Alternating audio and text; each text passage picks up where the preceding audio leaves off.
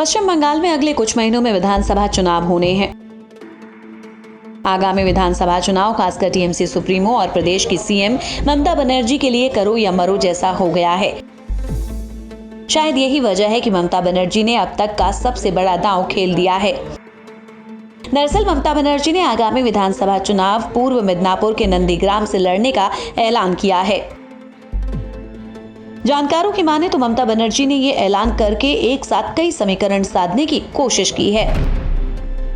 जानकार कहते हैं कि नंदीग्राम से ममता बनर्जी का चुनाव लड़ना टीएमसी के लिए न सिर्फ एक सीट या एक इलाका ही नहीं बल्कि साउथ बंगाल में बड़ा प्रभाव छोड़ सकता है।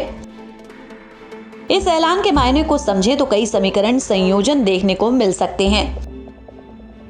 नंदीग्राम के तेखाली में रैली के दौरान ममता बनर्जी ने कई बार कहा, नंदीग्राम मेरे लिए लकी रहा है, मैंने यहां पहले प्रत्याशी का ऐलान किया था, लेकिन मैं ये सोच रही थी कि क्यों ना इस बार ही मैं नंदीग्राम से चुनाव लड़ूं। अब भले ही ममता बनर्जी 18 जनवरी को नंदीग्राम में 5 साल बाद गई हों, लेकिन वो कई बार कह चुकी हैं कि अपना नाम भूल सकती हैं मगर नंदीग्राम नहीं भूलेंगी।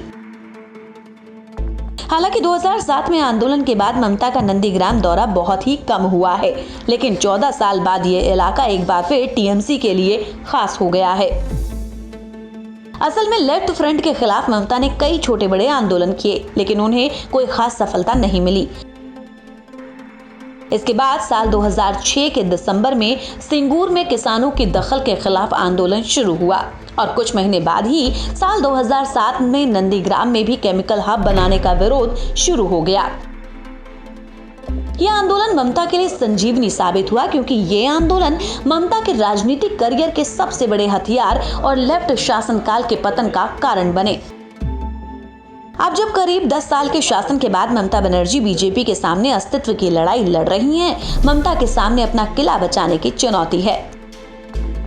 खासकर 2016 से नंदीग्राम से विधायक रहे शुभेंदु अधिकारी के बीजेपी में शामिल होने के बाद ममता की मुश्किलें बढ़ती दिखाई दे रही थी। ऐसे में फिर वो अपनी जड़ आंदोलन की ओर लौट रही हैं। ये न सिर्फ एक सोचा समझा मूव होगा बल्कि जनता से इमोशनल कनेक्शन भी बनेगा। हालांकि नंदीग्राम से चुनाव लड़ना ममता और टीएमसी के लिए कितना फायदेमंद होता है, ये तो चुनाव के बाद ही पता चलेगा। Bureau report.